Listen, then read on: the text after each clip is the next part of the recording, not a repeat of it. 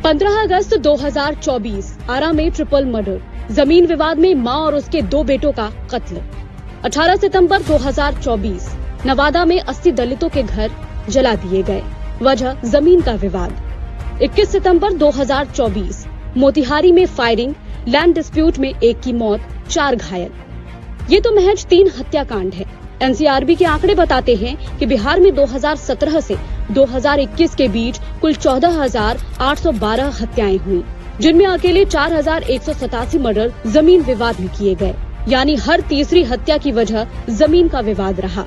अपराध के ये आंकड़े बताने के लिए काफी हैं कि बिहार में जमीन से जुड़े विवाद कितने उलझे हुए हैं। एनसिन्हा इंस्टीट्यूट ऑफ सोशल स्टडी के असिस्टेंट प्रोफेसर अविरल मिश्रा इस स्थिति को काफी चिंताजनक मानते हैं। जो रैयत हैं, जो किसान हैं, उनके पास जमीन की रिकॉर्ड नहीं है और जब सरकार से मांगने जाते हैं तो सरकार भी वो रिकॉर्ड देने में सक्षम नहीं है।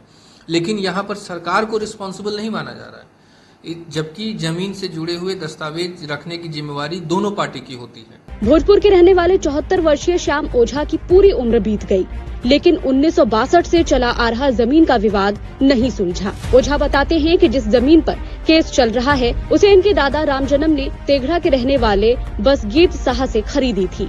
साह के बेटों ने इसी जमीन को दोबारा बेच दिया। मामला कोर्ट पहुंच गया, तब से श्याम ओझा मुकदमा लड़ रहे हैं। अब जैसे मैं 2 फरीक रहन तो 2 फरीक में 1 फरीक तो समुचा लिखले बड़े, 1 फरीक में 3 गो लड़का बना होला।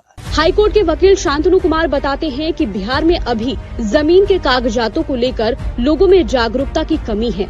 यही बात विवाद की वजह भी बन जाती है। इधर 10-15 सालों में अगर वो केवाला नहीं है तो निश्चित रूप से उसमें बहुत ज़्यादा कमी होती है।